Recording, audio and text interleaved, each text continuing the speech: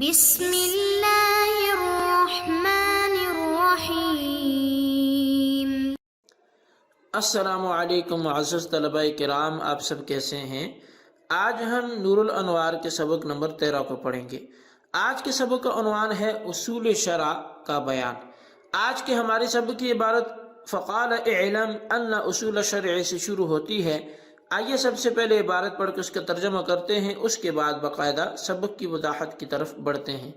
مصنف علیہ رحمہ لکھتے ہیں فقال اعلم ان اصول الشرع ثلاثۃ، ماتن نے کہا کہ تو جان کہ بے شک اصول شرع 3 ہیں۔ والاصول جمع اصل، اور اصول اصل کی جمع ہے، وهو ما يبتني علیہ غیرہ، اور اصل وہ چیز ہوتی ہے جس پر غیر کی بنیاد قائم ہو جائے۔ والمراد بها ہا ہنا الادلۃ، اور یہاں اصول سے مراد وہ دلائل ہیں۔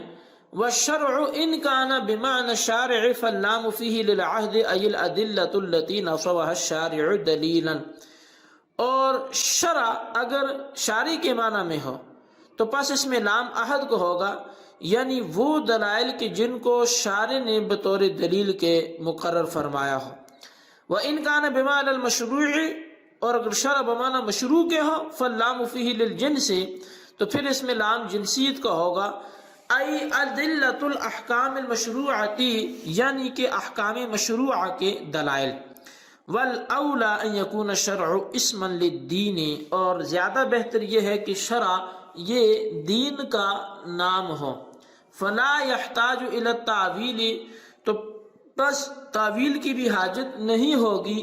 وانما لم يقل اصول الفقہ، بہرحال ماتن نے اصول فقہ نہیں کہا، لأن هذه الأصول كما أنها أصول الفقه فكذلك هي أصول الكلام أيضا، اس لیے کہ بے شک یہ جو اصول فقہ ہیں یہ اسی طرح اصول کلام بھی ہیں۔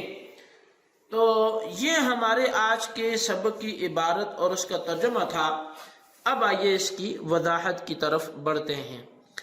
مصنف علیہ رحمہ اصول فقہ اصول شرع کے نام سے بیان کرتے ہیں، اور اصول یہ اصل کی جمع ہے، اور والاصول جمع اصل سے ایک سوال کا مصنف جواب دے رہے ہیں۔ سوال یہ ہے کہ متن میں اصول الشرع انا کا اسم ہونے کی وجہ سے محمول علی ہے، اور ثلاثۃ خبر ہونے کی وجہ سے محمول ہے، اور حمل کے لیے ضروری ہے کہ محمول اور محمول علی کے درمیان افراد، تثنیہ، جمع، تذکیر اور تانیث میں اتحاد ہو۔ حالانکہ اس جگہ اتحاد موجود نہیں ہے، کیونکہ لفظ ثلاثہ جمع ہے اور لفظ اصول مفرد ہے، اور لفظ اصول اس لیے مفرد ہے کہ یہ قعود اور جلوس کے وزن پر ہے، اور قعود اور جلوس دونوں مفرد کے اوزان میں سے ہیں، بس لفظ اصول جو مفرد کے وزن پر ہے وہ بھی مفرد ہوگا۔ تو اس کا جواب یہ ہے کہ اصول جس طرح قعود اور جلوس کے وزن پر ہے، اسی طرح فروع کے وزن پر بھی ہے، اور فروع جمع کے اوزان میں سے ہے، لہذا اصول اصل کی جمع ہوگی جیسا کہ فروع فرع کی جمع ہے۔ اور جب لفظ اصول جمع ہے تو اصول اور ثلاثہ کے درمیان عدم اتحاد کا اعتراض ہی واقع نہیں ہوگا۔ تو صاحب نور الانوار نے فرمایا کہ لغت میں اصل ایسی شے کو کہتے ہیں جس پر دوسری چیز کی بنیاد ہوتی ہے، لیکن یہاں اصول سے دلائل مراد ہیں، اور قرینہ جو ہے وہ سیاق ہے، یعنی اگلی عبارت قرینہ ہے، اس لیے کہ کتاب سنت اور اجماع امت، کتاب سنت اور اجماع امت یہ دلائل ہیں، اور دلائل مراد لینے کی وجہ یہ ہے کہ علم کے مسائل دلائل پر مبنی ہوتے ہیں۔ اچھا، والشرع ان کان سے ایک اور سوال کا جواب دے رہے ہیں، اعتراض کا جواب۔ وہ اعتراض یہ ہے کہ لغت میں شرع کے معنی اظہار کے آتے ہیں، جیسا کہ اللہ تبارک و تعالیٰ نے فرمایا شرع لکم من الدین ما وصى به نوحا، یعنی ظاہر کیا تمہارے لیے دین میں وہی جس کا حکم کیا تھا نوح علیہ السلام کو۔ اب مصنف کی عبارت کا ترجمہ یہ ہوگا کہ اظہار کے 3 اصول ہیں، حالانکہ اصولی اس بات احکام کے دلائل بیان کرتا ہے، نہ کہ اظہار احکام کے دلائل کو بیان کرتا ہے۔ تو شارح الرحمہ نے اسی کے 2 جوابات وہ تحریر فرمائے ہیں۔ پہلا جواب یہ ہے کہ شرع مصدر اسم فاعل شارع کے معنی میں ہے، جیسے عدل عادل کے معنی میں ہے، اور الشرع کا الف لام عہد کے لیے ہے، اور معہود رسول اکرم صلی اللہ علیہ وسلم ہے۔ اس صورت میں اصول کی اضافت شرع بمعنی شارع کی طرف مضاف کی تعظیم کے لیے ہوگی، جیسے بیت اللہ اور ناقۃ اللہ میں تعظیم مضاف کی خاطر اضافت کی گئی ہے۔ اب عبارت کا مطلب یہ ہوگا کہ وہ دلائل جن کو شارع علیہ الصلوۃ والسلام نے دلیل قرار دیا ہے، اور دوسرا جواب یہ ہے کہ الشرع مصدر ہے، المشروع اسم مفعول کے معنی میں ہے، اور الف لام جنس کے لیے ہے، یعنی احکام مشروعہ کے دلائل 3 ہیں۔ دونوں جوابوں کا حاصل یہ ہوا کہ الشرع اپنے مصدری معنی یعنی اظہار پر محمول نہیں ہے، بلکہ لفظ الشرع مبنی للفاعل یا مبنی للمفعول ہے، اور مبنی للفاعل یا مبنی للمفعول مراد لینے کی صورت میں کوئی اعتراض واقع نہیں ہوتا۔ ملا جیبن الرحمہ نے فرمایا کہ اولا اور اظہر یہ ہے کہ اس جگہ لفظ شرع مصدری معنی میں ہو، نہ کہ بلکہ دین کا اسم جامد ہو اور الف لام عہد کا ہو۔ تو اس یعنی کہ وہ اظہر یہ ہے کہ اس جگہ لفظ شرع مصدری معنی میں نہ ہو بلکہ دین کا اسم جامد ہو۔ یہاں پر اولا اور اظہر یہ ہے کہ اس جگہ لفظ الشرع یہ مصدری معنی میں نہ ہو بلکہ دین کا اسم جامد ہو اور الف لام عہد کا ہو، تو اس صورت میں لفظ الشرع سے دین قویم یعنی ہمارے نبی علیہ الصلوۃ والسلام کا دین مراد ہوگا۔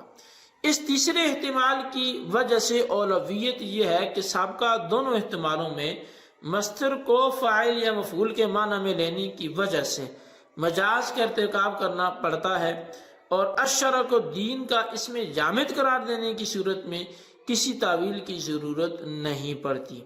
اور کلام کا چونکہ مجاز وغیرہ کی تعویل سے محفوظ ہونا یہ اولا ہے بنسبت اس کلام کے جس میں مجاز وغیرہ کی تعویل کرنی پڑتی ہو، اس لیے تیسرا احتمال اولا ہے۔ صاحب نور الانوار کہتے ہیں کہ ماتن نے اصول فقہ کے بجائے اصول شرع کیوں فرمایا؟ تو کہا کہ ماتن نے اصول فقہ کے بجائے اصول شرع اس لیے فرمایا کہ کتاب، سنت اور اجماع تینوں جس طرح فقہ کے اصول ہیں اسی طرح علم کلام کے بھی اصول ہیں، اور لفظ شرع دین احکام یعنی کہ جو لفظ شرع ہے یہ دین احکام نظریہ یعنی علم کلام اور احکام عملیہ یعنی علم فقہ دونوں کو شامل ہے، اور فقہ متاخرین کے نزدیک فقط احکام عملیہ کو شامل ہوتا ہے، نہ کہ احکام نظریہ یعنی علم کلام کو شامل ہوتا ہے۔ لہٰذا مصنف اصول الشرع کے بجائے اصول الفقہ فرما دیتے تو یہ شبہ ہو سکتا تھا کہ کتاب، سنت اور اجماع خاص طور پر فقہ کے اصول ہیں نہ کہ علم کلام کے، حالانکہ یہ بات غلط ہے کیونکہ یہ تینوں جس طرح فقہ کے اصول ہیں اسی طرح علم کلام کے بھی اصول ہیں۔ بس اس وہم کو دور کرنے کے لیے مصنف نے اصول شرع فرمایا اور اصول فقہ نہیں فرمایا۔ جی طلبہ کرام، آج کے ہمارے سبق کی یہی رودات تھی۔ آج کے سبق میں ہم نے اصول شرع کو پڑھا، تو ہم نے سب سے پہلے یہ پڑھا کہ اصول شرع جو ہیں وہ 3 ہیں، پھر اصل کی تعریف پڑھی اور اس سے مراد کیا ہے اس پہ ہم نے کلام کیا، اور پھر یہاں پر مزید جو گفتگو ہم نے بڑھائی تو وہ لفظ شرع تھا کہ اگر یہ شارع کے معنی میں ہو تو پھر کیا مراد ہے، اور اگر یہ مشروع کے معنی میں ہو تو پھر کیا مراد ہے، اور اس کے ساتھ ساتھ مصنف علیہ رحمہ نے فقہ کے اصول کا عنوان نہیں دیا اور اصول شرع بولا، اس کی وجہ بھی ہم نے پڑھی۔ تو آج کے سبق کو خلاصتاً اپنے رجسٹر پر نوٹ کریں، بالخصوص ان سوالات کے جوابات دیں۔ سوال نمبر 1 یہ ہے کہ اصول کس کی جمع ہے اور اس کا مطلب کیا ہے، بیان کریں۔ اور سوال نمبر 2 یہ ہے کہ لفظ شرع کتنے معنی کا احتمال رکھتا ہے اور معنی کیا ہوگا، تحریر کریں۔ اللہ تبارک و تعالیٰ سے دعا ہے جو کچھ ہم نے پڑھا سنا اسے یاد رکھنے کی توفیق نصیب فرمائے، آمین بجاہ نبی الامین صلی اللہ علیہ وسلم۔